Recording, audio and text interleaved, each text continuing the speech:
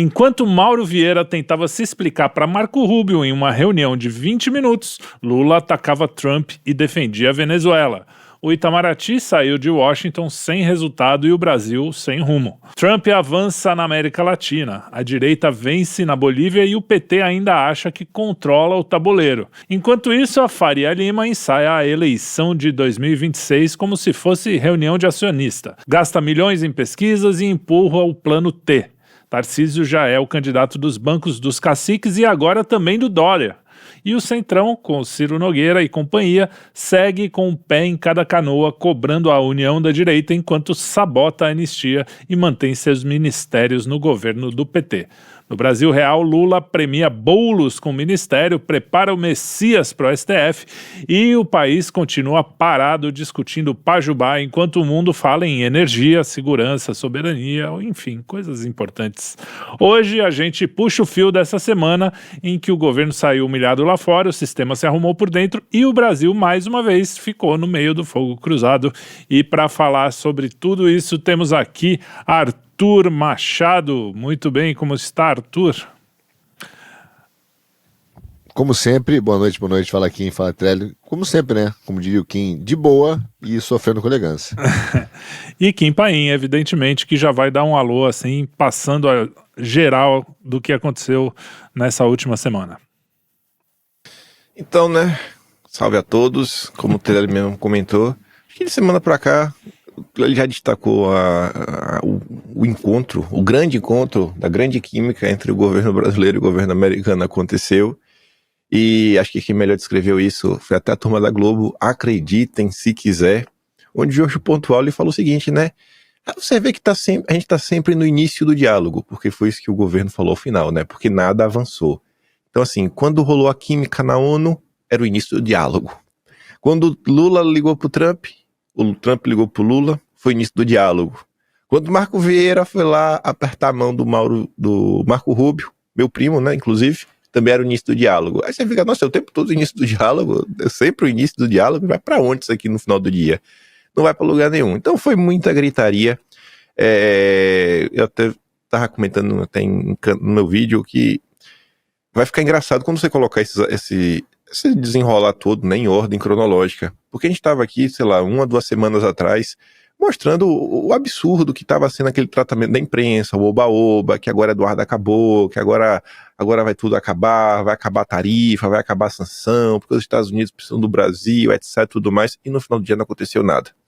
Então, quando você olha o que a mídia brasileira faz, porque ainda tem gente que não percebe, infelizmente tem muita gente mesmo no Brasil que não entende esse processo de desinformação proposital e de controle narrativo, você fala, caraca, velho, olha o que a mídia fez de novo. Olha o que a Globo fez de novo. Porque até o ICL esses dias, que é o Instituto Chupa Lula, lá do Eduardo Moreira, ex-banqueiro, não sei se existe ex-banqueiro, mas estava lá o Leandro Demore falando que ele estava muito preocupado. E com as pessoas de esquerda que ele estava comentando e analisando essa situação, a turma estava assim, cara, não andou nada. E além de nada andar, o Lula estava no final de semana batendo no Trump, e o Trump chamando o Petro de, basicamente, narcotraficante. Você vê que o clima não é de melhora, não é de avanço. Então o Leandro Demore estava um pouco preocupado. Aí você sai dessa situação, entra no Brasil como um todo, vemos o Centrão na sua eterna saga de tentar viabilizar um candidato para chamar de seu. Vemos o silêncio que se perpetua da direita brasileira, dos nossos representantes, nossos parlamentares, nada falam, nada fazem. Nada fazem não, algumas coisas eles estão fazendo, não é possível que o cara também faça 24 horas dormindo, né? Mas, assim, a população tá cada vez, sei lá, eu acho que às vezes mais perdida. Eu até tava olhando, a semana passada a gente chegou aqui a bater um papo com o Luiz Felipe, e eu falei, irmão, por que vocês não abrem a boca pra falar do que tá acontecendo? Aí ele veio falar que faltavam informações, que ele não tava em contato com o Eduardo, e eu falei, poxa, tu precisa estar em contato com o Eduardo para defender o Eduardo do Valdemar, quando o Valdemar acusa ele de querer matar o pai, quando o Ciro Nogueira fala que Eduardo tá dívida na direita, que Eduardo não representa a direita, quando o Ciro Nogueira é colocado pela imprensa como representante da direita, aí ele falou, não, de lá pra cá, pouco fez, não vi uma virada de chave. E aí até eu falei, em vez de falar, até os deputados que eu gosto, eu dei o exemplo do Felipe Barros também, cara, tá calado, desaparecido, sei lá, nos últimos 7 dias fez 3 postagens assim solta. Então a gente tá pensando nesse momento que é cada um por si, né, Deus contra o povo jamais, né, mas jeito de falar.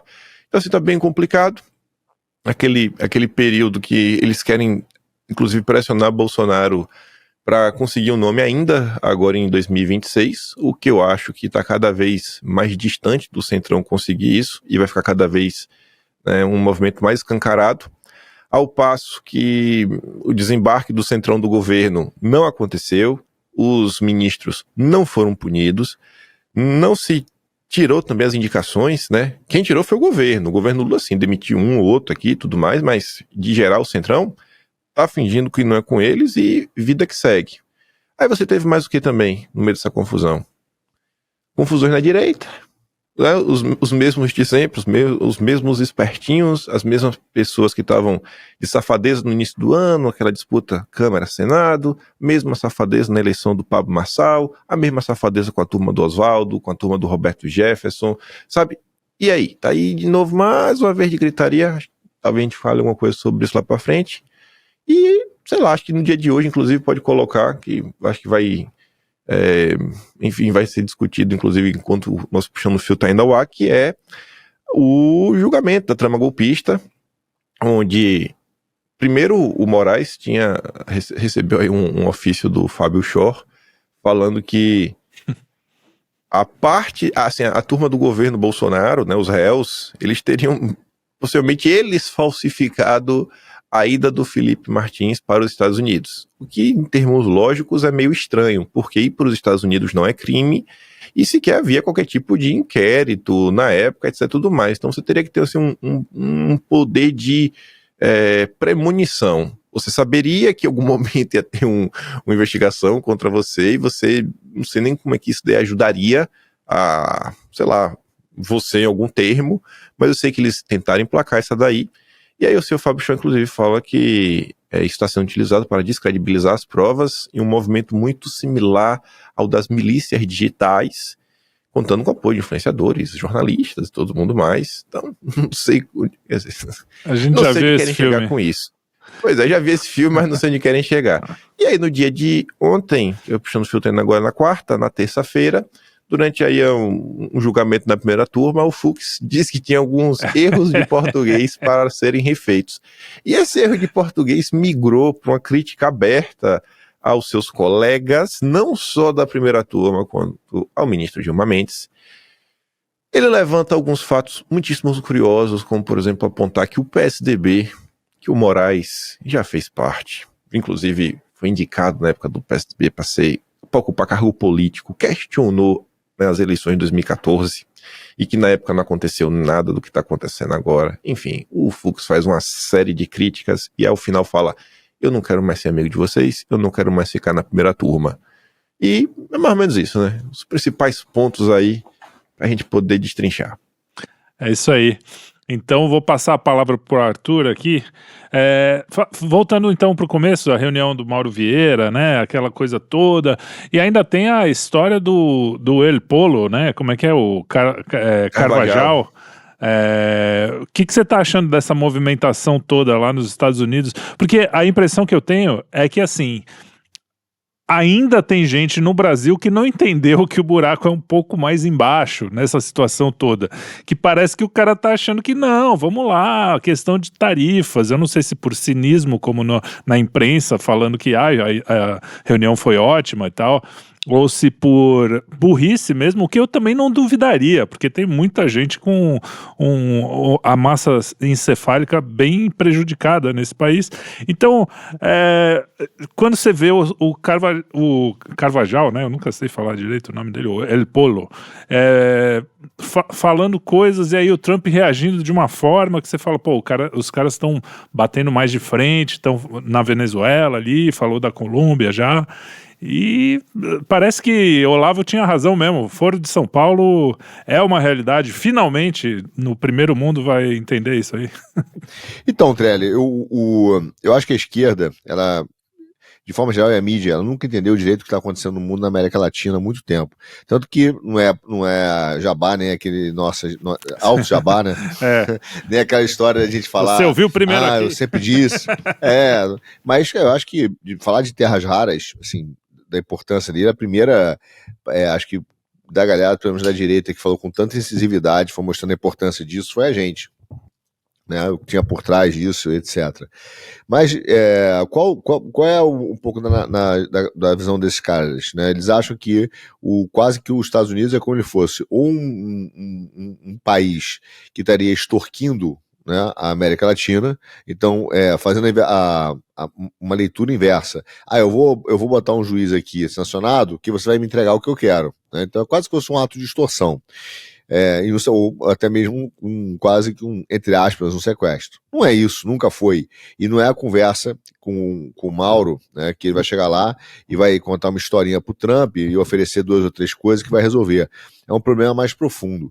Então, obviamente, na América Latina, você tem um problema geopolítico. Eu fiz um programa hoje no Geoeconomia falando um pouco mais sobre isso, sobre uma visão mesmo de modelo de mundo, né? Então você teve, e aí é curioso, porque você tem, de um lado, nos Estados Unidos, falando muito sinteticamente, nos Estados Unidos você teve um modelo dos bancos em que as pessoas mais importantes da economia sempre foram, digamos assim, os contadores e os planilheiros da Faria Lima.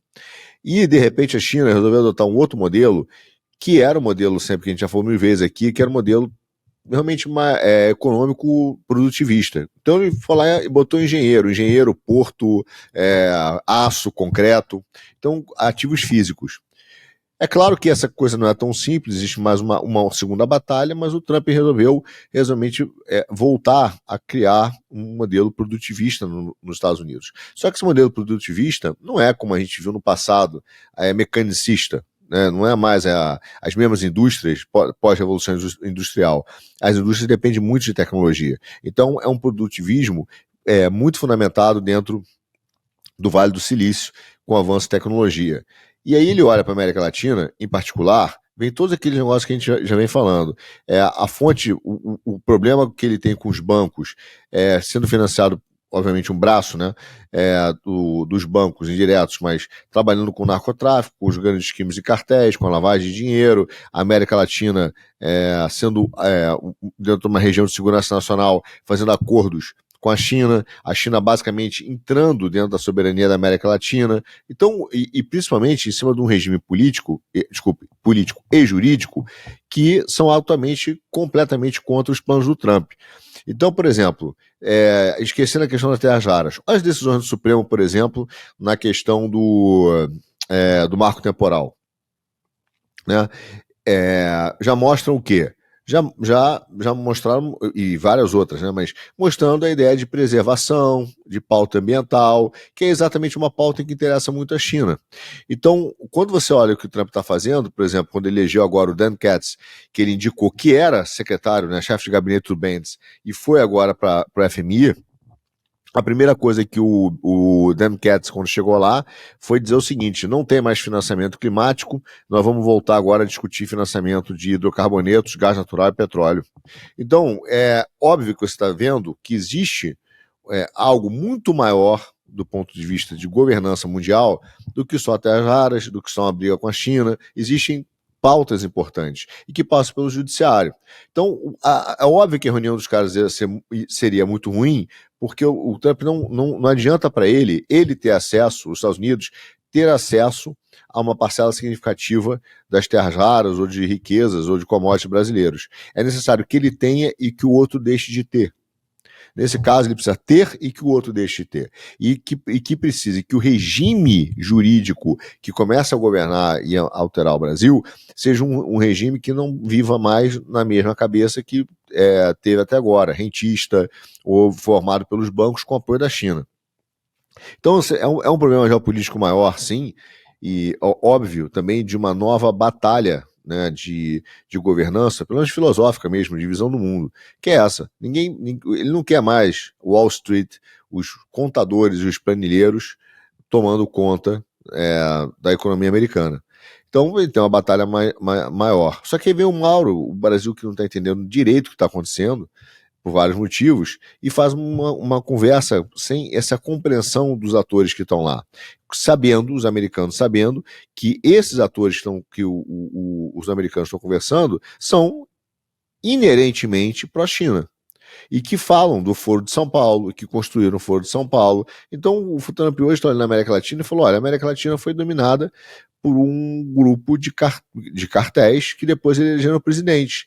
E é verdade, quando eles chamam o Petro de narcotraficante, ele não está errado. Quando eles chamam, quando agora na Bolívia, que saiu, esqueci o nome do índio agora lá. O Evo Morales. O Evo Morales, né, que foi um cara que roubou na mão grande a nossa refinaria da Petrobras, roubou na mão grande, falou, isso aqui é meu.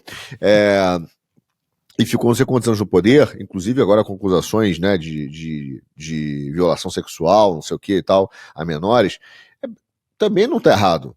E quando ele fala do Maduro, muito menos. E tá faltando um nessa lista aí, né, que acho que ele ainda não falou. Mas daqui a pouco ele vai falar. Então, assim, a compreensão do que está acontecendo é muito mais, para mim, do governo brasileiro, dos embaixadores brasileiros e tal, é muito superficial. Não é uma compreensão de uma nova governança. Eu não vejo a menor chance de ter sido uma reunião boa, não vejo um acordo entre eles, não vejo a possibilidade de um acordo entre eles, entendeu? E vejo, pelo contrário, com paciência, os Estados Unidos criando, como a gente falou, tipo o abraço da sucuri, né? Dá uma respiradinha, ele aperta mais. Ele vai apertando porque ele entende que um dos problemas centrais que o Brasil e a América Latina tem é exatamente o sistema jurídico. E esse é um problema, veja só, mundial. Olha o que aconteceu, só para fechar aqui, essa semana. A Marine Le Pen, ela recorreu à segunda instância, né, francesa, em relação à sua inelegibilidade, e perdeu. Ela perdeu. Então ela perdeu na sua segunda instância porque, obviamente, os caras não querem ela candidata. E você vai ver os números da França, os números da França são assustadores. Vou pegar até aqui, isso é o nosso grupo aqui, né? Vou colar, se vocês permitirem. Foi uma matéria enviada para o nosso grupo lá que é muito boa, entendeu? Mas só para dar um panorama do tamanho do desespero da população francesa em relação ao seu quadro econômico, político de país, e que indica que ela vai ganhar, tá? Hoje o partido da Le Pen, se ela fosse candidata, ela ganharia. Então, se você olhar, por exemplo, tá aqui, tanta mensagem que até eu perdi a nossa o pessoal fala demais lá. Mas são números impressionantes. Então, mas, assim, 81% da população francesa é completamente sem esperança em relação ao país. Então, 81 é muita gente, entendeu? É muita gente. É muita gente. Então, você tem um problema que o judiciário está sendo utilizado, e o Trump percebe isso no mundo todo, para não deixar o crescimento da direita, entendeu? Então você tem um problema que é muito, muito superior. Tá aqui, achei. Aqui, ó, os franceses desesperançosos de tudo. 81% acham que a democracia não funciona mais. 66% acreditam que todos os políticos são corruptos e 90% acreditam que a França está pior do que antes. Então você tem uma fratura francesa brutal, totalmente fragmentada. A Alemanha do Merz hoje tem uma matéria no Financial Times dizendo isso, cara, ninguém aguenta mais o Merz. Foi eleito no ano passado, ou esse ano, né? Acho que esse ano. Então, você vê que esses caras estão apodrecendo no poder. Entendeu? Então o Trump sabe isso. Agora o Brasil acho que vai resolver vai defender a democracia liberal e continuar com o judiciário, entendeu? Não, e na França teve umas loucuras essa semana que passou, acho que a gente talvez tenha comentado no último programa, aquele primeiro-ministro que ficou 2 dias, depois saiu, pediram para ele voltar e o cara voltou, coisa estranhíssima. O Sarkozy parece que foi preso também, né? Não sei se eu vi errado essa notícia. Foi. Então, o Sarkozy foi condenado por traição à pátria, uma coisa assim, mas ele teoricamente teria recebido dinheiro do Gaddafi. Já até morreu, mas ele vai ficar, acabou sendo 5 anos em cana, e ele vai ficar menos. Eu estava na França quando saiu a sentença dele, né, a gente estava conversando. Os caras acreditam que 1 ano no máximo ele tá, talvez até menos, ele vai sair, porque ele tem direito a, enfim, tem algumas questões jurídicas que podem ser feitas, ele deve sair antes. Mas, de qualquer forma, é mais um exemplo de como existe um sistema de perseguição jurídico à direita. Né? Porque isso, de repente, agora, um cara que não está totalmente alinhado com o governo, é estranho. Não sei se eu estou viajando, que eu não conheço de perto a França, mas Me pareceu Não, estranho. Ele não tá alinhado. Não E que ele não engraçado, tiver alguma coisa. A questão do primeiro-ministro é curiosa, porque basicamente, olha o que aconteceu. Ele sofreu uma demissão e depois um sequestro, né? Inverso, pelo Partido Socialista. Porque ele foi demitido por uma moção de confiança, ninguém mais confiava no cara, e ele foi demitido. Aí 2 dias depois o Macron não tinha o que fazer, nomeou outro. Porque o mesmo cara. Então imagina a gente ser demitido, você foi demitido da empresa e depois ser recontratado 2 dias depois, né? Porque não tem outro. E o que ele fez? Ele, para poder fazer o governo, né, ele acedeu às demandas do Partido Socialista e resolveu voltar atrás em todas as reformas que tinham sido aprovadas no ano passado, né, da aposentadoria, etc. Então ele cedeu. O governo hoje é um governo que o Macron é refém do Partido Socialista. Totalmente refém. Entendeu? E o engraçado é que o nome do cara é Le Cornu, né? Le Cornu. Eu lia sempre Le Cornu. Eu falei, coitado, Le Cornu. Le Cornu. Predestinado, como diz o José Simão, predestinado para ser político. Bom, não posso falar nada que eu ia ser político, né? Tem que mudar isso. Né? A cara do Kim. Kim, voltando aqui pro Brasil um pouquinho, a Faria Lima, né?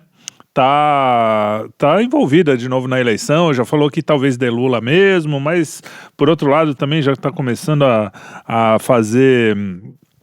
Falou que vai bancar um monte de pesquisa aí, o que a gente sempre, né, como você disse, quem paga a banda escolhe a música, então a gente sempre desconfia dessas coisas. A gente também tem o fato deles mal comentarem sobre Lula e essa questão Venezuela e tal, é como se tá entrando dinheiro, se tá saindo dinheiro, é isso que importa, o resto que se dane. E saiu essa notinha esquisita que Bolsonaro já decidiu que é Tarcísio, e que, de novo, né, o Bolsonaro não pode falar, fica aquele climão. Comenta aí essas coisas. Pois é, o Arthur depois pode até aprofundar, mas eu estou explicando o pessoal em linhas bem simples, que pense na seguinte forma, né, informação é dinheiro. Se você tem como saber que a ação de uma empresa vai valorizar, né, você vai comprar ela e ganhar em cima disso. Então, a depender do candidato que levar, você sabe, poxa, se for um candidato mais liberal, qual o caminho que ele vai seguir? Quais empresas tendem a se valorizar? Né? Porque ele vai ter lá um programa de governo a ser implementado. Se for Lula que for ganhar, o que vai fazer? Então eles brincam não só para tentar obter essa informação privilegiada, mas também para tentar moldar a narrativa e direcionar para o caminho que eles querem. Então é um eterno jogo que fica aí. Tem grupo financeiro disposto a gastar 1 milhão por mês. Ninguém que quer ganhar dinheiro está gastando 1 milhão à toa, né? É um investimento, essas pesquisas eleitoreiras. E aí você ainda tem a questão de você escolher quem vai estar com o nome na pesquisa, quem não vai estar, as perguntas que são feitas para ajudar, atrapalhar. Não acho que essas pesquisas entrarão na pista para ajudar o Eduardo Bolsonaro. Quem acompanhou a eleição de 2018 de perto, lembrava que, cara, Bolsonaro nem era citado. Mal se falava de Bolsonaro na imprensa, ainda havia aquele papo que o Bolsonaro não tinha chance de levar, que tinha, sei lá, não tinha voto, depois quando já não tinha como esconder na pesquisa, estava com uns 20%, não leva, só tem 20%, foi indo, eleito presidente do Brasil, né, em 2018. E aí a turma tá por aí. A Faria Lima só quer garantir que, independente do cenário, ela vai sair ganhando, e independente do cenário sair ganhando significa não ter nenhum candidato antissistema na pista. O que claramente significa hoje, basicamente, você impedir que o Eduardo e o Jair sejam candidatos. Porque os que estão na pista até o presente momento, não dá, né? Zema, Caiado, Ratinho Júnior, Eduardo Leite, sabe? Pô, cara, Tarcísio, vocês não são antissistema, vocês não vão bater de frente com nada. Não vai conseguir chegar a lugar nenhum com vocês, vai ser só mais do mesmo, uma contemporização aí com o judiciário brasileiro. Você vê, inclusive, nos últimos dias, eu acho normal, natural, você compor. A gente falou muito sobre isso ano passado. Uhum. E agora chegou a vez do vice do Zema, que era do Novo, Matheus Simões, oficializar sua ida para o PSD, do Kassab. Aí agora você vê os mesmos tigrões da direita lá atrás virarem tchutchucas. Toda aquela turma que ano passado fez até campanha, não vote no candidato dos candidatos do Kassab. E fala isso assim de uma forma sem nem pensar, nem refletir, nem nada. Aí você fala, mas como assim? E agora? Agora vocês não vão gritar contra o Kassab? Agora o Kassab é amigo de vocês?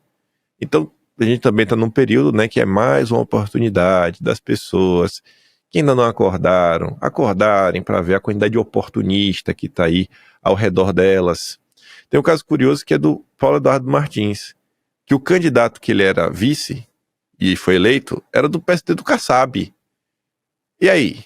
Aí, assim, acabou levando, porque também tinha apoio do Ratinho Júnior. E agora o Paulo Eduardo Martins foi pro Novo, que também se aliou ao Kassab, né? Então, assim, vai ter alguma crítica contundente? Vai ter dedo na cara? Vai ter aquela live de gritaria que a turma da direita adora fazer? Lavar a alma? Não vai, né? O que só comprova aí também o que eu gosto de falar, né? Tá todo mundo na coleirinha do Deltan. Então, a gente tá mais uma vez com a mesma discussão, gente. Entra semana, sai semana. É sempre essa turminha oportunista, mercenária, querendo porque quer emplacar qualquer nome, menos o nome ligado ao bolsonarismo. Quando não estão fazendo críticas abertas, que isso até é mais difícil, né, por estarem muito na direita, eles acabam ajudando o que está acontecendo com seu silêncio. O mesmo silêncio que a gente viu ao longo do governo Bolsonaro, o mesmo silêncio que a gente vê de pessoas que tiveram oportunidade, está aí sendo colocado na pista, né? Cara, eu não consigo entender o que falta para algumas pessoas abrirem a boca e denunciar algumas coisas que está acontecendo, mostrar algumas coisas que está acontecendo. Eu já falei aqui na introdução, não vou ficar repetindo, que, poxa, no momento que a gente está, não existe um apoio, não existe assim deixar claro, olha, nosso candidato é isso, as ideias que nós defendemos são essas, não queremos continuar seguindo nesse mesmo caminho que o Brasil está seguindo. Sabe, eu acho que a gente está no ponto que toda semana a gente meio que se repete aqui, quando a gente fala de eleição. Porque é o mesmo movimento, é sempre o centrão, de safadeza, e a direita fingindo que não é com ela. E essa coisa de tentar queimar o Eduardo, né? Saíram notas na imprensa que ele é uma metralhadora contra os aliados. A questão é que o cara não era para ser um candidato que todo mundo abraçasse, assim, na minha opinião. Pô, o cara tá realmente conseguindo peitar o judiciário, que era o nosso grande inimigo. Peitar de verdade, não é só ficar falando na rede social, nem ficar gritando.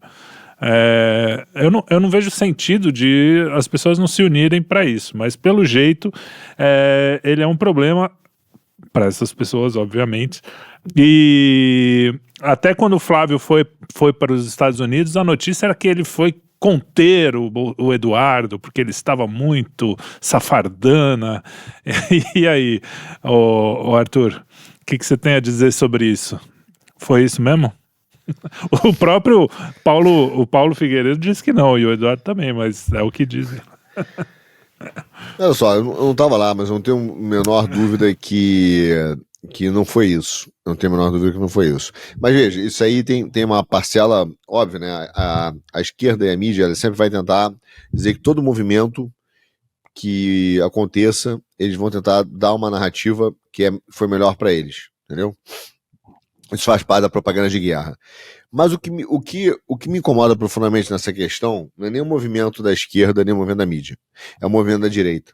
Porque tire o que o Eduardo fez da equação. Pois o que nos sobraria? O que nos sobraria hoje? O Bolsonaro estaria preso e a direita estaria sofrendo um massacre histórico ainda maior. Então, o que dá esperança e dá fato político concreto, jurídico e ação com meio de ação é tudo aquilo que o Eduardo fez. E o que me causa, como dizem os advogados, né? O que me causa espécie é que.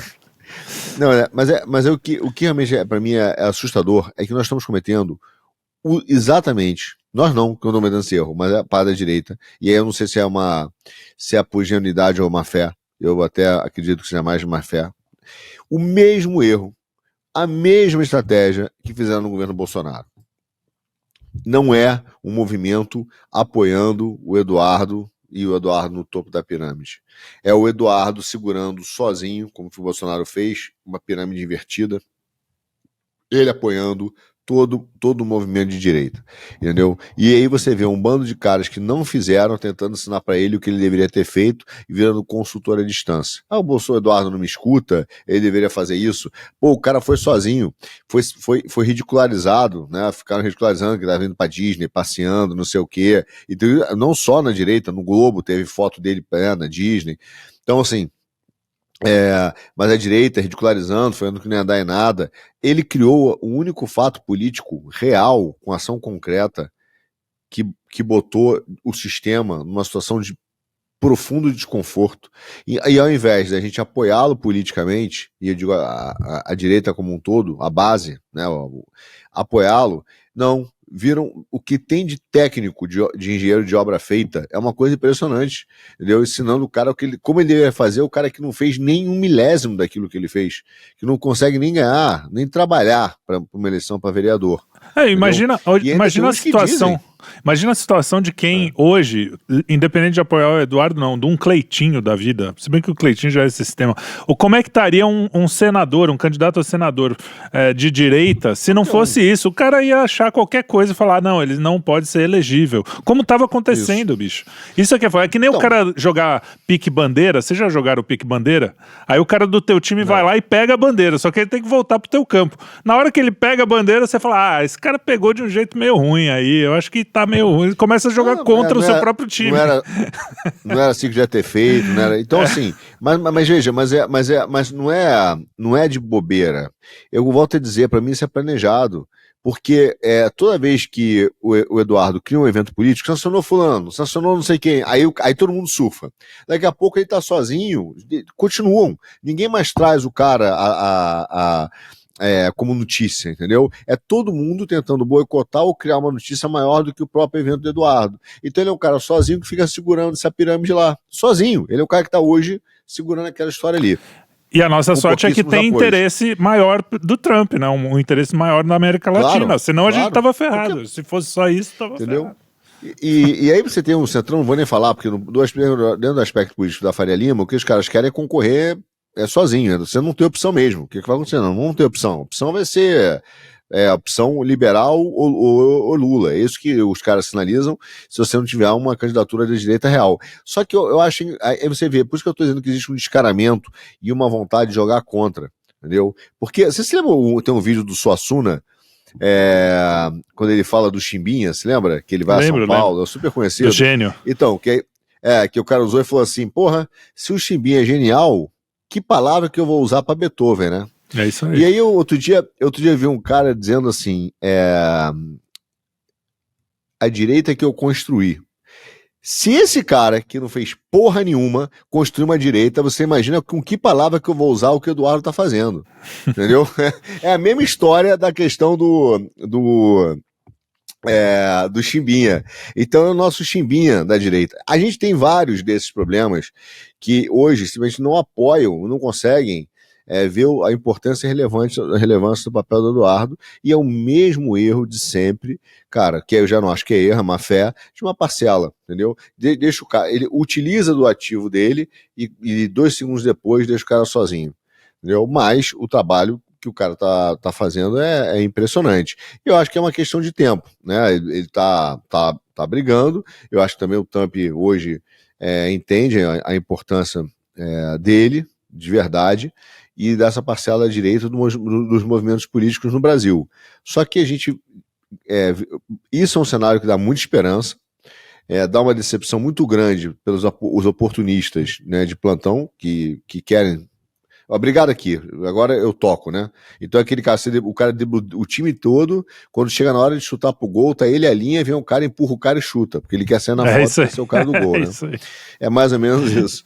Só que a gente hoje também vive um cenário, pelo menos para 2026, que é o seguinte, o Supremo hoje, o Judiciário, né? Eu vou dizer como o Judiciário como complexo judicial da coação e extorsão, como eu chamo. Ele tá se segurando, ganhando tempo, tolerando a pancada, porque para eles têm um objetivo de curto prazo. O objetivo de curto prazo é botar o meu candidato lá. Entendeu? Então, assim, vamos ficar apanhando e tentar emplacar o candidato deles. Aí depois o cara pode pensar em negociar, porque ele já ganhou, e pode até negociar, anistia, o que for, mas eles vão tentar empurrar isso para mim, pelo menos até o momento em que não será permitido mais a direita concorrer. Entendeu? E eu digo direita, o Bolsonaro mesmo. E aí vai sobrar o candidato dos caras. E aí eles vão dizer, agora tudo bem, fizer um acordo aqui, 2030 a gente vê, ganhamos 4 anos, entendeu? É aquela história do cara que ia ensinar o cavalo a falar, entendeu? No final ele fala, né, eu posso morrer, o cavalo pode morrer, e também, eu posso morrer, o imperador pode morrer, e vai que o cavalo fala, né? Então, não sei se você conhece essa história, mas é isso aí. Bom, eu não sei se a gente deve entrar nessa história, mas eu vou falar. Temos aqui uma pauta, e a pauta tá aqui escrita, então eu vou entrar. Eu vou falar! Nosso Malafaia. Trielli Malafaia. A gente teve o Cleitinho, né, que foi aquela história ridícula dele falar, não, em 2022 eu apoiei o Bolsonaro, como se não fosse a inversão total da coisa, né, que ele foi eleito por causa do Bolsonaro. Ou você imagina, você aí em casa, meu querido amigo, que o Cleitinho ia falar assim, pô, cara, não vou apoiar o Bolsonaro, eu vou ficar aqui sozinho, vou fazer minha campanha aqui, e aí o Bolsonaro teria milhões de votos a menos, seria quase, né? Não existe isso. Mas o Chiquinho, hein? O Chiquinho que tá agindo como candidato e não como advogado, pelo menos é o que eu vejo. Para mim, um bom advogado, ele aparece pouco, não muito. A não ser que seja para denunciar, como seria o caso até o Paulo Figueiredo falar, nisso você agiu bem, você denunciou do tribunal e tal, mas a coisa ficou... Vocês querem comentar essa história aí ou deixa para lá? Eu tô aqui seguindo o meu... Acho que assim, eu no meu canal já comentei tanta coisa disso daí. Acho que assim, todo mundo deve ter acompanhado aí, visto que está acontecendo. Você tem um advogado que realmente é advogado refinadíssimo, né? Assim, aquele tipo de advogado que pessoas que eu não quero ser amigo teriam, mas que resolveu advogar de graça pro Felipe Martins. E acho que ele deve ter olhado isso daí, né? Pô, tá na situação financeira complicada, resolveu acolher.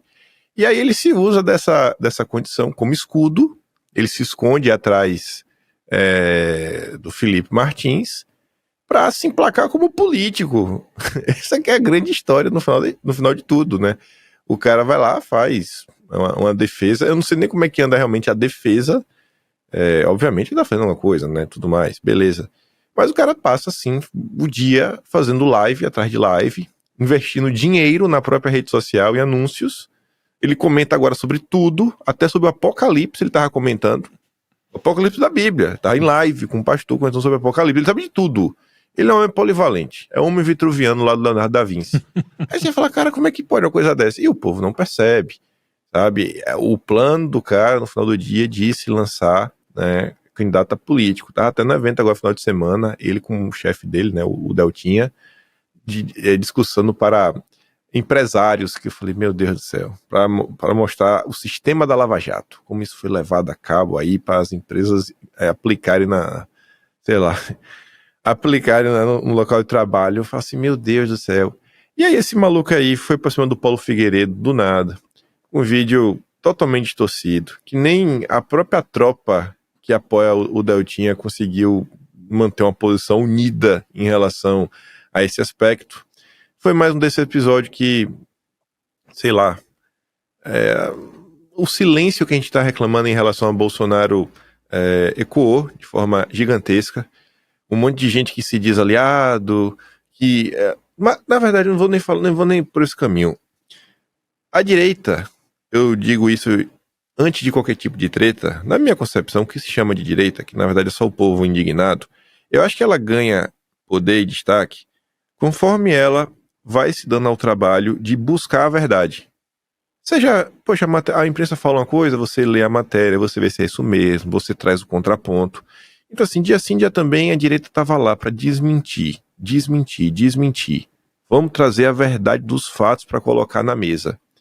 E aí a gente chega nesse episódio agora e você vê que aquele espírito, aquela essência da direita de buscar a verdade, ela foi jogada de lado por interesses pessoais. Eu vi postagem do tipo, não me importa quem está quem Certo está ou certo errado, nesse momento. O objetivo é... Cara, importa quem está certo. Tem que importar. Estar certo é importante. Estar ao lado da verdade é importante.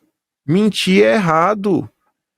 E a gente chegou nesse ponto porque existe uma tese implementada, fizeram assim uma lavagem cerebral nas pessoas, que tem que existir a união da direita, que ninguém consegue definir o que é e quais são esses termos. Essa união da direita sempre, no final do dia, acaba sendo: as pessoas são livres para humilhar Bolsonaro, não é fazer crítica, é humilhar, e ela não pode ser alvo de nada. Só os apoiadores de Bolsonaro mesmo, aquele que estão lá, que você vai passando o pano, esses podem ser escrachados, difamados. Mas eles não. Eles são bodes de ouro sagrado. E a gente fica nessa, pô, ano após ano, ano após ano. Aí pega um cara com um passado estranhíssimo, um cara que inclusive nunca foi nem apoiador de Bolsonaro, como tá lá nas suas postagens antigas. O cara surgiu do nada e com um passado que não é nem estranho, né? É só olhar o passado. Com um passado que tem, que surge do nada, aí fica, não, agora o cara tá na direita. O Deltan botou a coleirinha nele também. A gente não pode falar do candidato do Deltan. Não pode. E ainda vem pelas mãos do Deltan, o cara que ensinou: temos que descolar do Bozo sem perder o apoio dos apoiadores do Bozo. Cara, é surreal, bicho. Essas pessoas, eu também vou falando, são os petistas de direita. No sentido que é gente que não tem capacidade de raciocinar. Me perdoe se você está se sentindo ofendido, mas você não tem a capacidade de raciocinar em termos assim reais. Porque se essa situação tivesse acontecendo com você, se você fosse a pessoa que está sendo, sei lá, acusada de mentir, de um monte de coisa, sendo difamada pelos seus próprios amigos, entre aspas, eu acho que vocês vão estar putos da vida. Fala assim, pô, mas como assim, velho? Eu tô defendendo essa galera aqui a vida toda, eu tô aqui nos Estados Unidos, eu lutei, eu consegui avançar uma Magnitsky, porque o Paulo Figueiredo, ele não tá lá só de decoração. Eu já conversei com o Eduardo sobre isso, o Eduardo me traz mais detalhes do além do, ele tava ali do meu... Não é só isso. Tem muito mais coisa acontecendo. Aí você pega um cara desse, esse cara não presta. Quem presta é o futuro candidato ao Senado pelo Paraná. Um cara que mente dia sim, dia também, tá todo mundo vendo o cara mentindo. A direita ama a mentira. A direita tá se abraçando na mentira. Por quê? Porque quer lavar a alma, porque quer ouvir, né, sei lá, gente histriônica, quer histeria, aquela galera de Brasil urgente, aqueles problemas da tenta, todo mundo morrendo, tiro pra todo lado. A gente não vai chegar em lugar nenhum assim, bicho. Não vai chegar em lugar nenhum assim. As pessoas tinham que estar preocupadas é quem tá em silêncio e quem coaduna com esse tipo de coisa. Essas são as pessoas que o povão devia estar preocupado, devia estar cobrando. Pra mim... Né? Para mim, essa história começa a coisa das proporções, né? Você começa a ver a estranheza ali. O Paulo fez um comentário, eu não achei nada demais, nenhum problema, mas ainda que alguém tivesse achado, eu vou fazer que nem ele, né? Ainda que, é uma tese, tá bom? Ninguém vai dizer que eu... Ainda que alguém tivesse achado, fala, pô, mas é um negócio pequeno, o cara fez um recorte ali, dá o benefício da dúvida que seja pro Paulo ali, que ele fez uma tese infeliz na cabeça deles, porque para mim é uma tese como outra qualquer. Beleza. Transformar isso, depois você vê quando eles estão discutindo um com o outro, o Paulo xinga ali, o pessoal, mas ele falou palavrão. Só que você vê a essência do que eles estão falando, um tá falando uma mentira a respeito de um crime. Você fez um crime, você foi preso por uma coisa tal, e o outro tá chamando o outro de idiota, de imbecil, de canalha, sei lá o quê. É muito, se você não percebe a diferença entre essas coisas, é muito absurdo.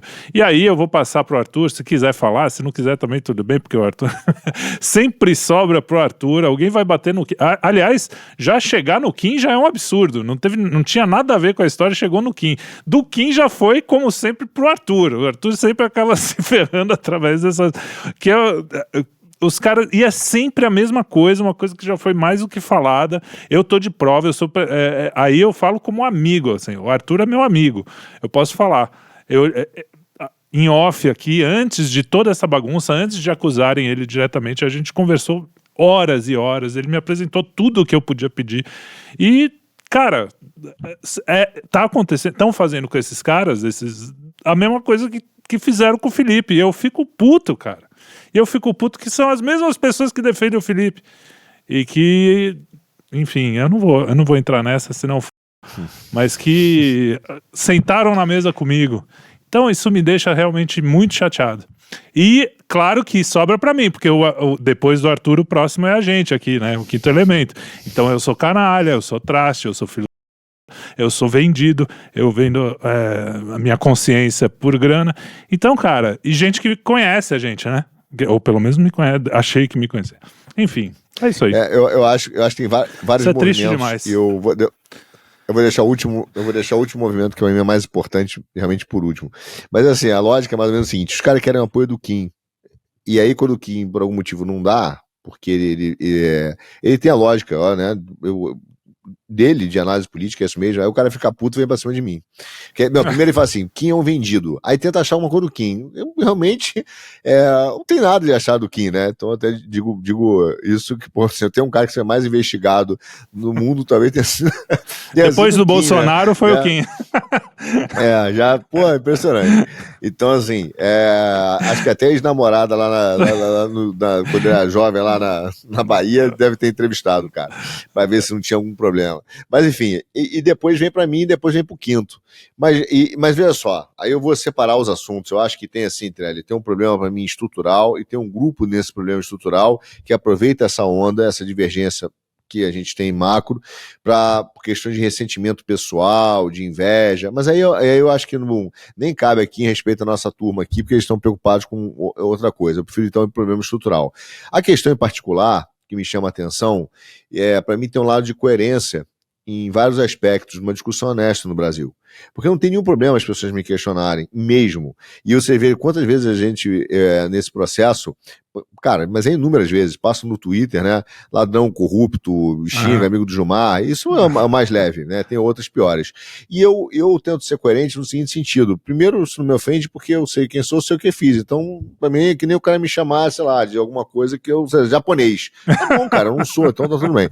Então não tem um problema, mas eu também sou favorável e defendo muito a liberdade de expressão real. Então, assim, quer falar? Cara, fala, não vou processar.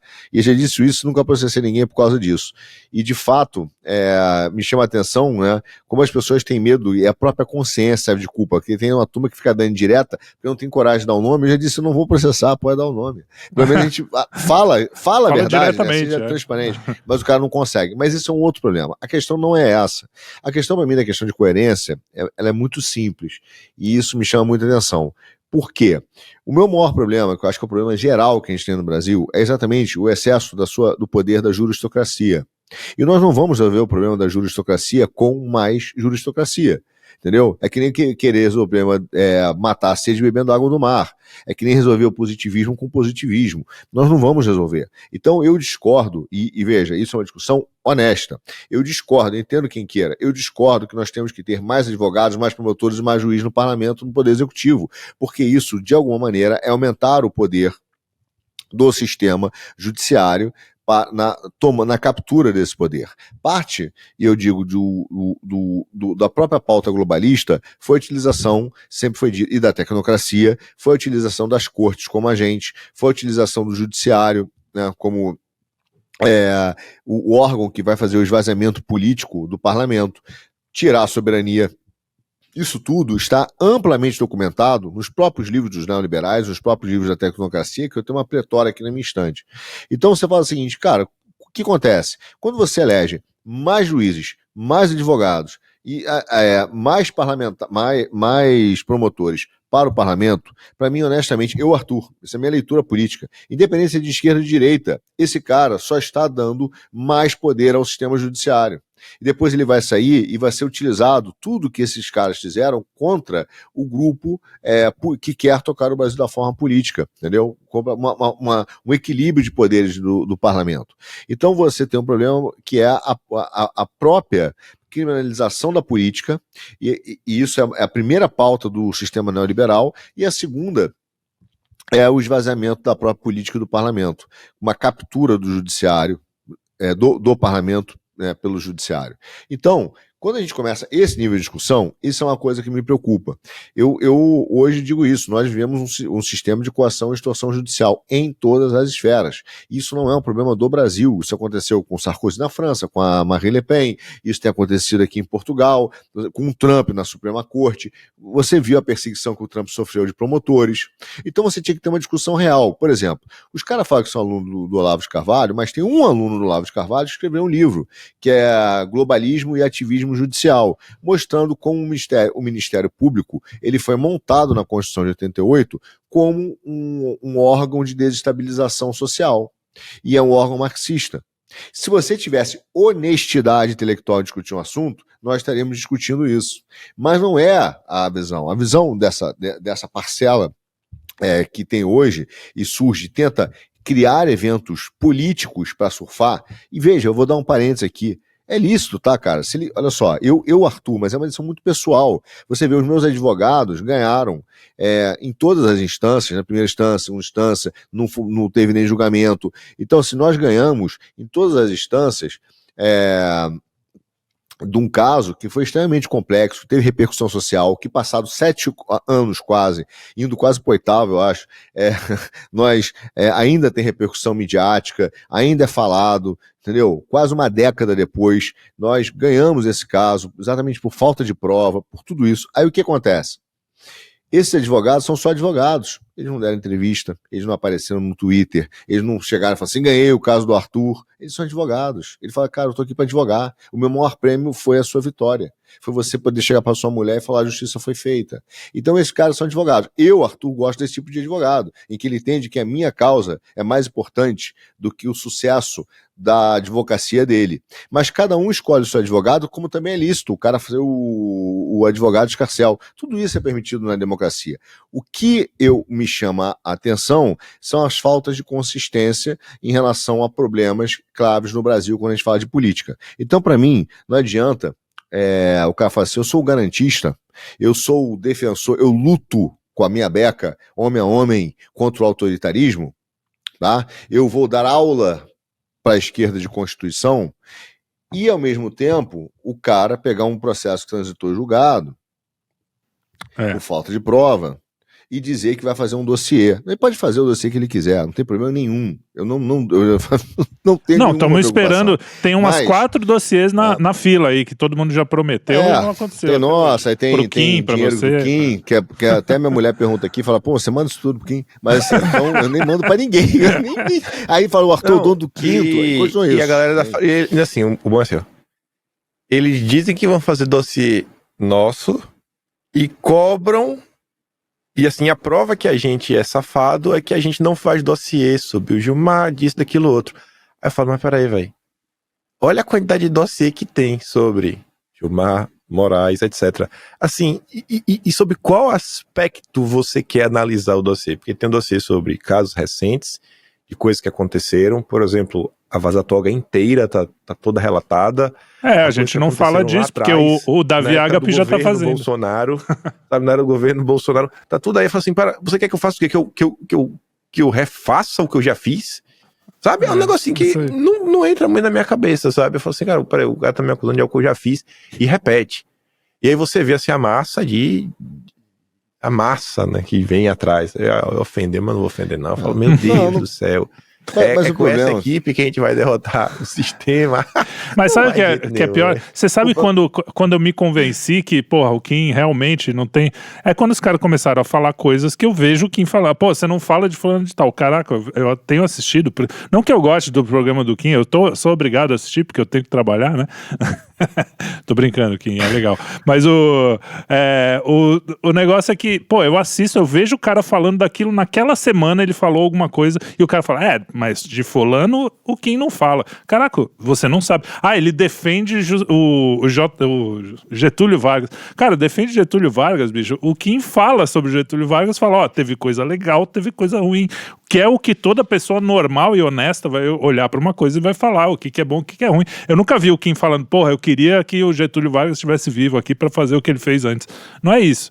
Agora, essa desonestidade é que me pega, entendeu? O que o Vargas fez de bom foi pegar toda essa galera aí do Centrão e tocar o terror. Pois é. Eu falo que o Vargas não foi homem o suficiente para ir até o final. Pra fechar o Estadão. Tá aberto até hoje.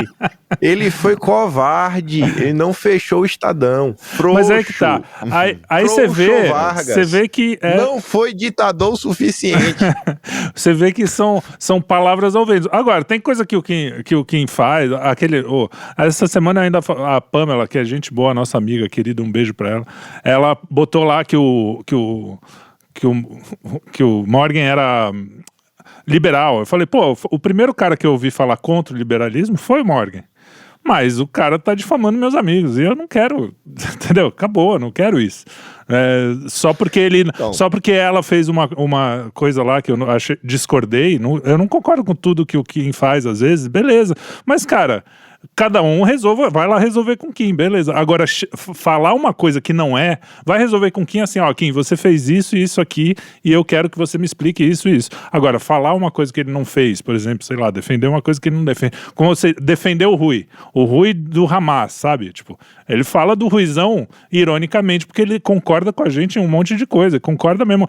Ele fala mais contra o Alexandre de Moraes do que a maioria, muita gente da direita. Agora, vai falar que a gente defende o Hamas por causa disso, eu fico puto, velho, porque é desonestidade. Eu só pego o vídeo do Ruizão, ou defendendo a direita, ou exatamente. atacando Lula você tá falando um inimigo meu, só essa parte. Um inimigo ideológico meu tá lá defendendo o que eu defendo, ou seja, é um cara que deveria estar me batendo e estar me defendendo, ou seja, isso é verdade.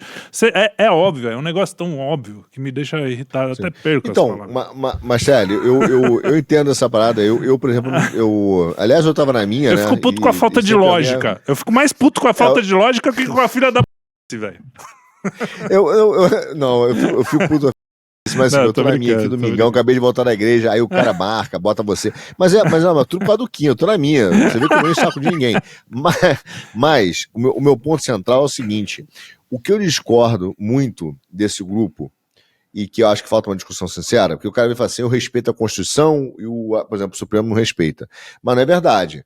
Porque a Constituição dá uma série de prerrogativas de garantia de defesa e de devido processo legal, que o Deltan, a gente tem que ser honesto, não seguiu. Veja só, e eu não sou o cara que tá com pedra definitiva em ninguém, eu sou que nem você, né? Nós somos os caras do perdão. Os bonzinhos, a tropa do perdão, quem fala. Tropa do perdão. Se o cara falasse assim, pô, olha só, eu errei mesmo, tá? Eu, fiz isso, eu dei a espiadinha, eu botei a Érica lá, pô, foi por uma boa causa, sei lá, dá uma desculpa, né? Sei lá. Cara, olha só, a sua minha culpa, a sua metanoia é válida. Mas veja, teve gente que morreu, ninguém toca. Os defensores hoje contra o autoritarismo não falam daquele professor de Curitiba lá que acabou se matando por causa da operação e foi injustamente preso. Tem um cara que foi diretor da Ebrecht, acabou a vida dele, depois ele foi absolvido e o cara não consegue mais arrumar emprego nenhum por causa da destruição de reputação que foi feita. Quer dizer, eu fui inocentado sem prova e aí o cara que fala que é defensor da Constituição resolve dizer o seguinte, mas eu vou olhar e eu vou achar porque eu sei resolver o negócio. Que defensor de Constituição é essa? E falta verdade. Vai ser criativo. Vai ser criativo a moda dele. E aí o advogado que defesa, mas já virou promotor, já virou juiz. Esse cara eu conheço, é o Xandão. O cara que é advogado de defesa, promotor, então é um ponto que para mim é o seguinte, não são as pessoas, para mim é questão estrutural. Nós estamos só fingindo que a gente está resolvendo o problema, alimentando esse poder juristocrata, que é o grande problema do Brasil hoje, que se tornou um poder absurdamente forte, entendeu? E tentando resolver o problema com mais problema. Veja, até nas mesas dessa discussão aparecem coisas que quem está com honestidade intelectual discutiria. Eu acho que teve uma treta aí que o Kim botou a foto do cara com o Fachin, aí o cara ficou, bom, qual é o ponto, meu ponto? Meu ponto não é a foto, eu não quero entrar nesse detalhe, meu ponto é só dizer o seguinte, a justificativa dele, ele falou assim, naquela época o Fachin defendia a Lava Jato. Então, veja bem, naquela época o juiz era meu amigo. Hoje ele é meu inimigo. Então o problema não é o que ele faz, o problema é ele ser meu amigo. O problema é que ele virou meu inimigo. Então é óbvio que isso é errado. A justificativa é errada. É tão errado falar em Fuchs e Trust, entendeu? E em alguns momentos falar em Fuchs e Trust é errado. É errado falar em Fux e Truss. Nós não podemos ter um cara que nós confiamos porque nós discutimos na sala. Porque nós concordamos com a resposta. Né? Ele tem que defender a Constituição, entende? Ele tem que realmente defender o Estado de Direito. E isso faz parte de uma discussão real. Então, enquanto nós não tivermos a percepção que a gente não pode alimentar o Poder Judiciário, a gente vai, para mim no macro, tá? Nós vamos correr os mesmos erros. E aí me chama a atenção, porque eu teria muito respeito às pessoas, por exemplo, se ele virasse e falasse assim, cara, eu fui 14 anos advogado criminalista, eu tenho, que nem o Kaká fala, né? Eu tenho o DNA da liberdade, no meu sangue corre o DNA da liberdade.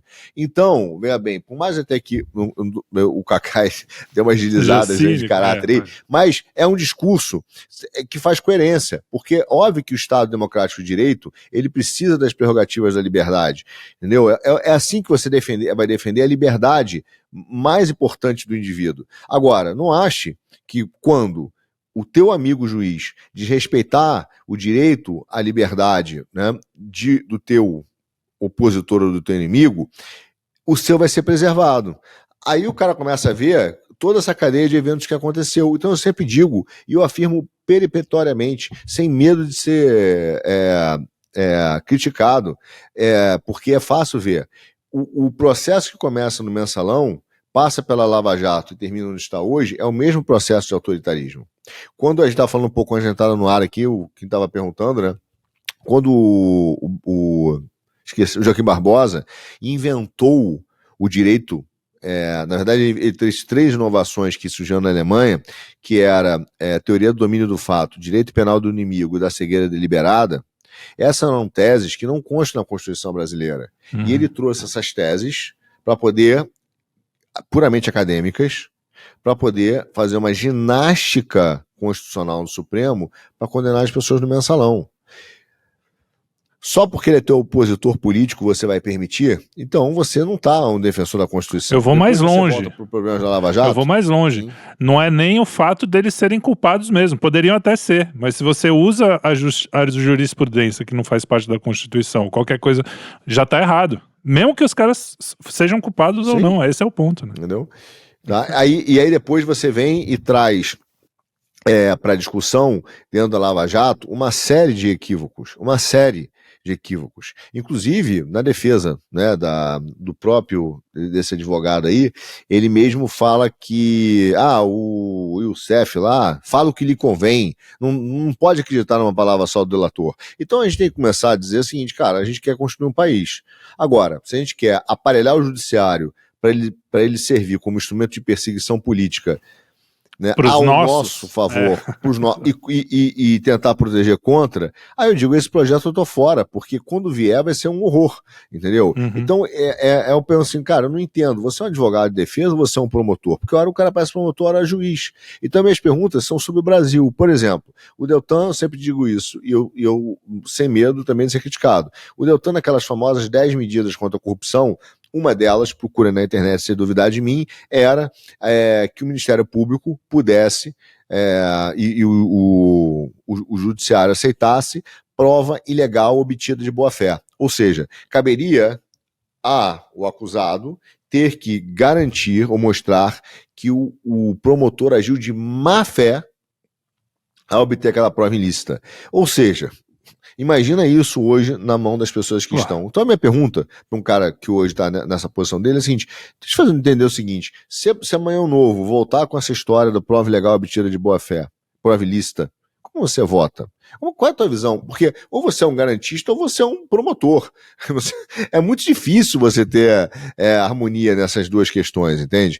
E aí você tem que falar assim, mas quem é você? Porque não dá para entender. E principalmente esse projeto que o Deltan hoje, ele é o líder. E por que eu tenho crítica a esse projeto? Porque esse projeto é um projeto de uma pauta só. É uma pauta hoje que está até mesmo a galera do Oeste só vive nisso. É uma quase idolatria Lava Jato. Entendeu? Você tem uma idolatria ao processo Lava Jato, como se a pauta de corrupção fosse uma pauta da direita.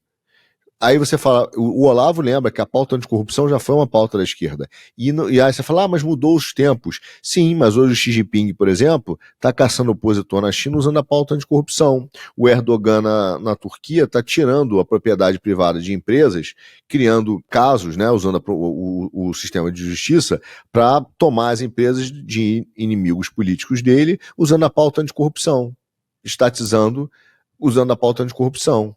Entendeu? Então o Sarkozy hoje, ele tá preso, né, centro-direita, por uma pauta anticorrupção.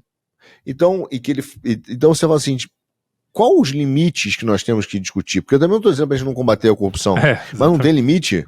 Não tem limite? Assim, qual é o limite da utilização do judiciário para isso, né? Qual o tamanho disso? Será que essa única é a monopauta do Brasil? E a gente fala, é a monopauta. Então, por exemplo, qual é a maior acusação com o Bolsonaro? Bolsonaro destruiu a Lava Jato. Então, ele salvou o Brasil em milhões de coisas. Ele melhorou os Correios, que hoje está com 20 bi de prejuízo, né? Ele teve uma ação importantíssima na Petrobras, ele criou leis importantes de desenvolvimento econômico, da liberdade econômica, ele fez uma série de coisas positivas, ele botou um nadalinho no Ministério da Educação, voltou um projeto de alfabetização no Brasil. E mesmo isso, ele falou, isso é baseado numa fala dele que ele falou, eu acabei com a Lava Jato, querendo dizer que no governo dele não tinha corrupção e não precisaria da Lava Jato. Sim, ou seja, sim, até isso até isso é sacanagem, cara. Até isso bicho. Mas é tudo o quê? Porque é uma monopauta. E a gente começa a achar que essa pauta... Aí você vê, por exemplo, as ligações de como os democratas patrocinaram a Transparência Internacional, e isso não existe nenhum tipo de autocrítica para aqueles que estavam lá.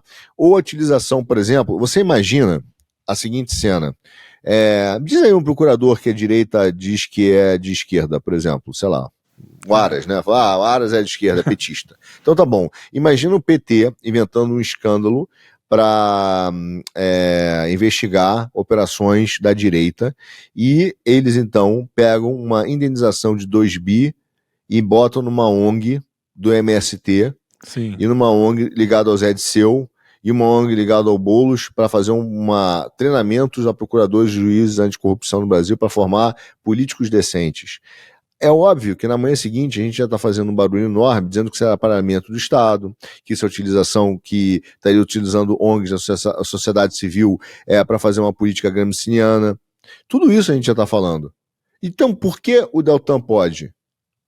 Então, entende? Então, essa desonestidade intelectual dentro de uma discussão real sobre o Brasil me incomoda muito. Então, até nessa linha, começaria para ser ponto. Primeira pergunta, nós precisamos de um Ministério Público no formato que o Brasil tem hoje? E aí começaria até... Estou falando pelos alunos do Olavo, que dizem, não, eu sou aluno do Olavo, né? Todo mundo... Pega o livro do aluno do Olavo, que escreveu um livro, né? E que ele fala que e mostra que aquela instrução é marxista. Então, e foi feita para fazer desestabilização social no Brasil. Então, são esses caras que nós queremos botar no Congresso? São esses caras que vêm numa instrução de estabilização social marxista? Essa semana, acho que na virada de domingo para segunda, acho que foi na virada de domingo para segunda, madrugada no Brasil, tava no Spaces. Aí tava lá a doutora Ana Cibutti, que é advogada aí de diversos presos do 8 de janeiro, né, das vítimas. Aí eu falei, doutora, eu quero aproveitar que a senhora tá aqui. Porque a senhora é jurista, muita gente respeita a opinião, e como eu não sou jurista, quando eu falo de algumas coisas, o pessoal acha que é maluquice. Aí eu mandei pra ela, pra mim, que é o melhor caso. Se tiver que escolher um único caso pra mostrar quem é o Deltan, é o caso do depoimento forjado. Mandei pra ela isso daqui, eu falei, doutora, e aí? Ela falou que é um absurdo. Eu falei, doutora, isso aqui o que é pior? Um depoimento forjado ou usar da criatividade? Ela falou, o depoimento forjado, mas por óbvio... Você tá atribuindo a uma pessoa uma coisa que ela não disse. Usando a criatividade ainda tem ali, você pode rebater, não é subjetivo, mas inventar uma coisa que a pessoa disse e ela não disse, e você vê, né, o que o Deltan tá falando ali nas mensagens, a preocupação, quem são as figuras envolvidas, a Érica, que supostamente é Érica Marena, que o Moro levou pro COAF, queria, né, comandar o COAF, o mesmo COAF lá do Roberto Leonel, que o Deltan pediu para dar uma olhadinha informal. Aí, esse caso, eu tô falando isso por quê? Pra gente trazer de novo para essa treta e falar da direita. Eu falei em vídeo porque, como a treta do Paulo Figueiredo com o Chiquinho ocorreu no canal do Fio Diário, na presença do Adrilles, do Superman e do outro cara lá. Cara, o Superman, 2 dias antes, levou Aldo Rebelo. E eu defendi o Superman. Eu falei, cara, foi barraco, dei risada, mas eu acho que o Superman tá certo quando ele aponta o dedo na cara do Aldo Rebelo e fala, Aldo Rebelo, você é do sistema. Porque se você, bicho, não consegue analisar que diante de tudo que está acontecendo, depois de mais de 5, 6 anos que a direita tentou todos os meios, a direita tentou através da conversa, de cobrança, de ações judiciais, de tudo que podia ser feito, a direita fez. Nada avançou. Aí vem a sanção. Aí você vai ser contra a sanção porque você abraça, tipo assim, um nacionalismo utópico que está muito mais preso, sei lá, num negócio etéreo, abstrato e geográfico do que o próprio bem-estar da população. Cara, eu não concordo com isso. Talvez os termos ali eu não ia levado pro barraco. Mas foi barraco. Mas eu acho que o Marco Antônio tá certo. Então, com o Aldo Rebelo, ele foi tigrão. E ainda falou, eu me respeito que eu sou professor de direito constitucional. Agora, quando o Chiquinho começa a difamar Paulo Figueiredo, imputar crime, acusar Paulo Figueiredo de ser bandido, lavador de dinheiro, rabo preso, esquema, solto pelos Gilmar Mendes que é informação falsa, o Superman foi tchutchuca. Não abriu a boca. E aí o seu Superman, que é do direito, ele já veio conversar comigo pra eu ficar amiguinho do Deltan. Eu falei, como? E eu já contei várias histórias pra ele, inclusive o depoimento forjado. Pergunta se o cara tem interesse. Aí você vai ver. E eu falo isso já também avisando que, caso ele seja candidato a senador, vou apoiá-lo. Porque eu não sou maluco de, sei lá, trocar o Superman pelo Aécio e pelo Carlos Viana. Na minha cabeça, o Superman ainda é a melhor opção entre o Aécio e o Carlos Viana. Mas o cara que vê o que está acontecendo, vê tudo e quer lavar as mãos, porque para ser senador em Minas Gerais, quem que vai, o grupo da direita lá é o grupo do Zema, que é do Partido Novo. Então você colocar a coleirinha do Deltan naquele pescoço bonito do Superman, aqueles olhos azuis, sabe, para se eleger senador, mano, que coisa de cadelinha do Deltan, velho. Meu Deus do céu, pô. Tô falando aqui, sabe, pra acordar, cara. Um cara na idade que tá, que toma bomba, que devia ter testosterona em alta, e age igual, sabe, um covarde. Que bomba fajuta é essa, rapaz? Pelo amor de Deus, pô. Eu fico indignado com isso, sabe? Eu vendo o que tá acontecendo com o Paulo Figueiredo, eu tomo como se fosse comigo. Porque se fosse comigo, velho, eu ia estar maluco com tamanha injustiça. Injustiça, pra mim, é o pior. Que foi feito com o Paulo Figueiredo, pô. Muita injustiça. E assim, eu também não sou um fã do Paulo Figueiredo. Tem hora que eu fico maluco com o Paulo Figueiredo, quando ele vê aquele papinho dele, ai, Bolsonaro é o rei do caracu. Meu irmão, dá vontade de eu falar, Paulo Figueiredo vai tomar no seu, né, naquele lugar, velho. Porque eu também acho que ele tá sendo muito injusto, mas uma injustiça não anula a outra, sabe? Eu tenho raiva do Paulo Figueiredo por causa disso, mas também eu tenho raiva de quem tá sendo injusto com ele, acusando, imputando crime, porque um erro tem que ser um erro, uma injustiça tem que ser uma injustiça. Sabe? Não tem narrativa que vença uma injustiça. Eu não vou falar uma mentira, que nem foi o caso que eu apontei da Pâmela. Tava errado. O cara não é um liberal, beleza. Mas tá sendo injusto. Eu fico maluco, velho. Eu fico perguntando, cara, qual a necessidade do Paulo Ferreira querer ficar humilhando? Não é outra parte. Ele tenta humilhar Bolsonaro. Falo, cara, a troco do quê, irmão? Rapaz, velho. Bom. Que coisa é essa? Daria pra falar a mesma coisa sobre outros termos. Eu já dei esse exemplo. Quantas vezes eu já não reclamei de indicações de pessoas que Bolsonaro colocou e tento até fazer uma autocrítica, mas é tentando entender.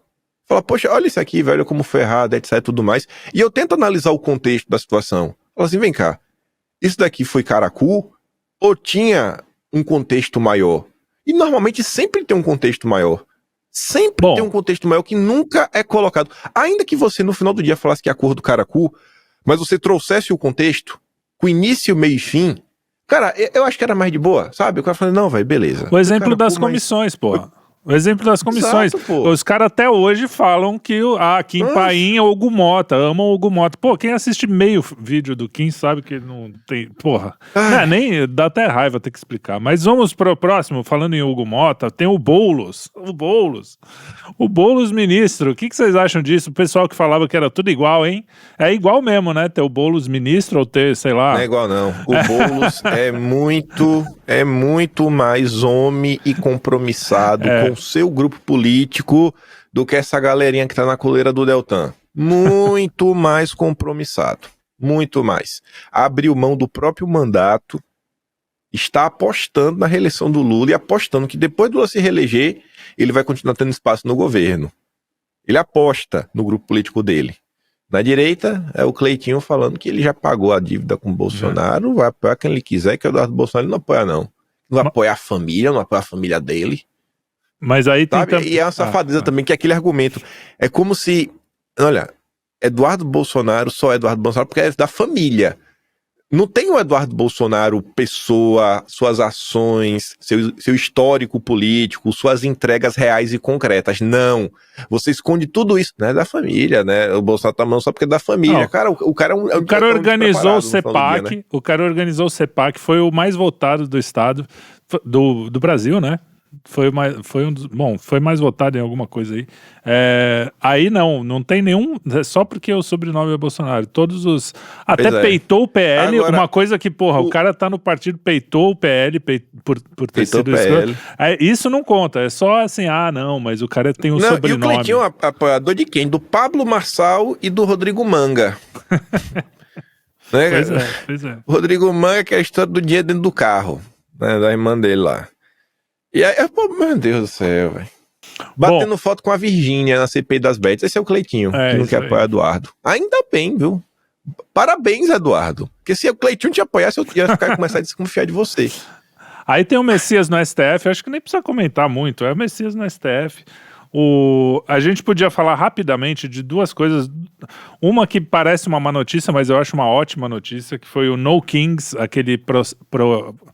aquele protesto lá nos Estados Unidos, que até a MSNBC deu uma de Globo News e mostrou uma... Não foi a Globo News, qual foi que mandou aquela imagem falsa de um protesto aqui no Brasil? Teve uma dessas redes que mandou uma imagem de outro ano, e lá fizeram a mesma coisa, pegaram uma imagem de um protesto XY lá e falaram que era o protesto contra o Trump, e obviamente atiraram do ar, foi uma vergonha. E foi um protesto assim... que nem coçou, né? O Trump até fez meme em cima. Então, não chega nem a ser uma má notícia esse protesto, né, Arthur? Você que é mais o nosso homem internacional. No Kings. Olha só, a gente tem que entender o seguinte, tá tendo o protesto, ele não necessariamente ele é de fonte real popular. E hoje está tendo uma mobilização e utilização de ONGs e sociedades civis para criar essas ideias de protesto contra o Trump, como se a população estivesse muito contra ele e estivesse fraco. Veja só, o governo do Trump ele sofre um ataque de desconstrução de narrativa. E ele tem várias. Primeiro, dizendo que as tarifas dele eram todas malucas. Isso por vários diferentes aspectos. Por exemplo, aquele professor Ock, né, esse é o nome desse cara, disse que com as tarifas ia ter uma nova 1929, que ia ser uma crise, que foi um erro, etc. E a economia americana cresceu mais quase 3% aí, né?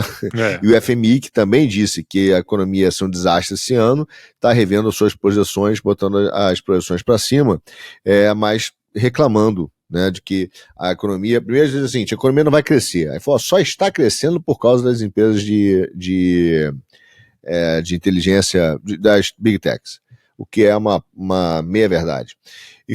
Mas enfim, ele está sofrendo um ataque reputacional de narrativa, né, hoje.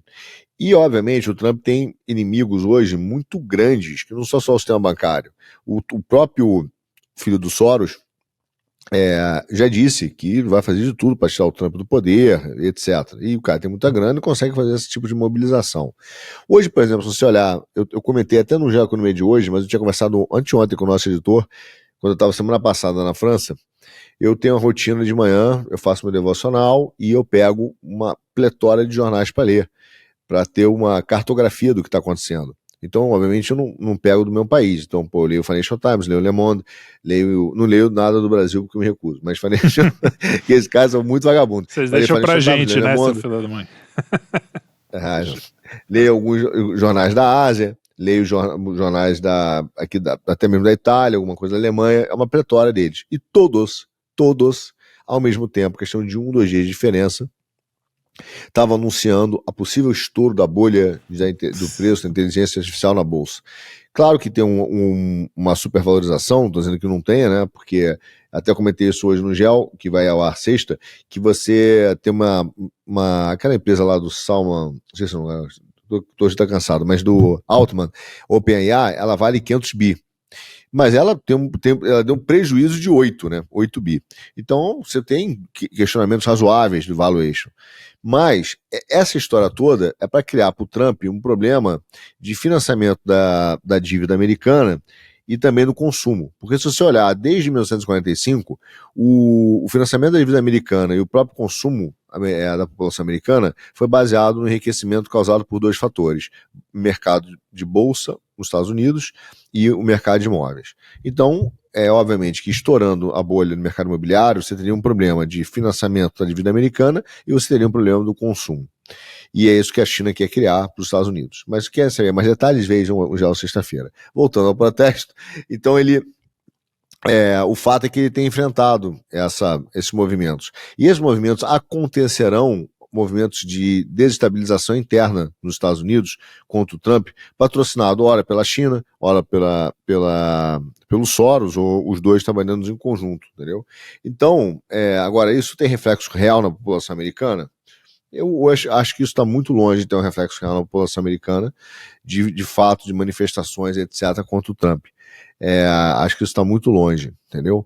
O Trump está fazendo um governo extremamente estratégico. Obviamente ele não consegue mudar tudo, ele tem um ano, veja bem, olha a maluquice dos caras. Ele não tem um ano de governo. Ele não tem um ano de governo e ele está sendo cobrado por todas as barberagens do Biden nos últimos 4 anos. O cara tem um ano de governo. Né? Ele vai fazer dia 20 de janeiro, ele faz um ano de governo. Então ele não tem nem um ano de governo, tem pouco mais de 6 meses de governo.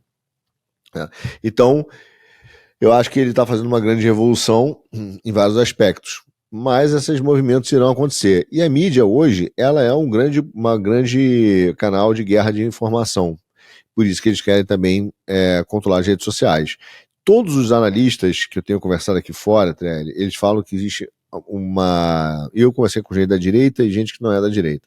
Mas todos eles falam que existe o aspecto mais importante do mundo hoje, é a guerra informacional. E essa é a mais difícil. E é uma guerra que é constante. E tem vários, eu estou falando não só de análise da mídia, mas porque até mesmo os serviços secretos dos países hoje estão se especializando em detectar, combater e também realizar guerras informacionais nas redes sociais e na mídia. Então todos eles falam, cara, é uma revolução de uma guerra informacional que nunca foi tão forte, entendeu? E obviamente acontece esse tipo de palhaçada aí, o cara pega um vídeo achando que vai colar de uma manifestação antiga e alguém procura e vê que não é verdade, né? Mas mostra só isso, o Trump ele vai sofrer esses movimentos de desestabilização internos.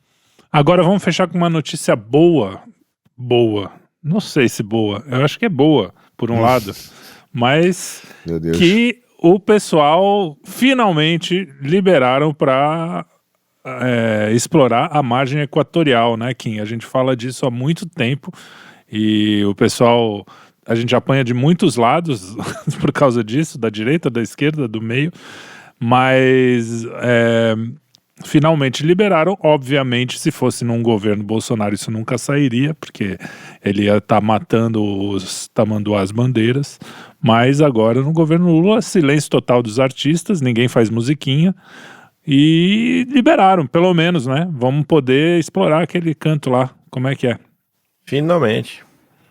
Então, graças a Deus, não tem o que falar, é só agradecer que foram liberados da margem equatorial. Finalmente aí a Marina Silva e o Obama pararam de sabotar o Brasil. E agora ia realmente começar, né? Começar a exploração e levar desenvolvimento para o norte do país. Isso tudo já era para ter ocorrido meses atrás. Anos atrás. Mas Lula não deixava, ao lado de Marina Silva. Vitória aí do povo brasileiro contra o governo Lula. Ainda vai capitalizar como se fosse vitória dele. Claro. E você, Arthur, tem alguma coisa a comentar para a gente fechar o programa? Sobre isso? Não, eu diria exatamente isso. Eu acho que o Lula tá tentando capitalizar isso, tá? Tá precisando de grana também, né? Talvez. Claro, mas eu acho que esse foi o primeiro ponto da grande virada, talvez da diplomacia americana e o Brasil percebendo isso. porque o Trump quer, o Trump precisa de mais petróleo, o Trump está pedindo que se produza mais petróleo. A questão não se resume apenas à exploração do Brasil. E isso vai ser um precedente para outras explorações, e inclusive eu acho que o Trump né, até nos Estados Unidos, né, ele tinha aquele lema de campanha que era o Drill, Baby Drill, né, e eu brinquei hoje que ele tem que fazer também o programa Dig, Baby Dig. Até brinquei que é Dig, não se animem vocês aí que têm pensamentos com G no final. Mas cabe, entendeu? Que é exatamente isso, ele vai precisar começar a falar, vamos minerar. Então, assim, é uma boa notícia para o Brasil, de fato é uma boa notícia, entendeu? A gente não... eu digo que a direita até trabalhou muito mais nisso do que a própria esquerda, os caras estão colhendo o fruto do nosso trabalho, entendeu? Mas que é o casco da esquerda, né? Mas isso também já é uma mudança geopolítica e a percepção de que os recursos e energias fósseis combustíveis fósseis são importantes e serão ainda mais importantes, pelo menos nos próximos 4 anos. É muito bom para o Brasil. Agora, o que me chama a atenção é isso, é que, obviamente, nós plantamos isso, né? Assim, é um mérito, a esquerda colhe esse mérito, o Lula está colhendo, e eu acho que nesse aspecto de comunicação, pelo menos com o povo, no início o Sidônio se atrapalhou muito, mas agora ele deu uma arrumadinha na casa. Então me parece que ele está comunicando isso bem. E isso também se dá pelo vazio que nós estamos comunicando e deixamos de comunicar os feitos do Eduardo nos Estados Unidos de forma consistente, pelos próprios erros da direita, que hoje não querem que ele tenha esse desempenho que ele deveria ter, entendeu? Enfim, mas é uma boa notícia para o Brasil, sem dúvida. Muito bem. Então é isso aí, gente. Mais um programa, foi um programa longo de novo. A gente sempre se empolga naqueles assuntos, né? Mais treteiros, vocês são muito treteiros. Então, muito bem. Muito obrigado a vocês e muito obrigado a todos que nos acompanharam aqui nesse Puxando o Fio. Eu espero vê-los semana que vem e também nos outros dias da semana, que a nossa programação cada vez cresce mais. Estamos enlouquecidos aqui, produzindo como loucos, escrevendo roteiros, filmando. Eu já nem sei o que eu filmo mais. Hoje o Eric que foi me chamar lá, eu tinha esquecido completamente que tinha gravação. Então aproveitem e assistam ao nosso conteúdo então, porque a gente faz com muito trabalho, mas muito carinho também. Muito obrigado e até o próximo Puxando o Fio. Tchau, tchau.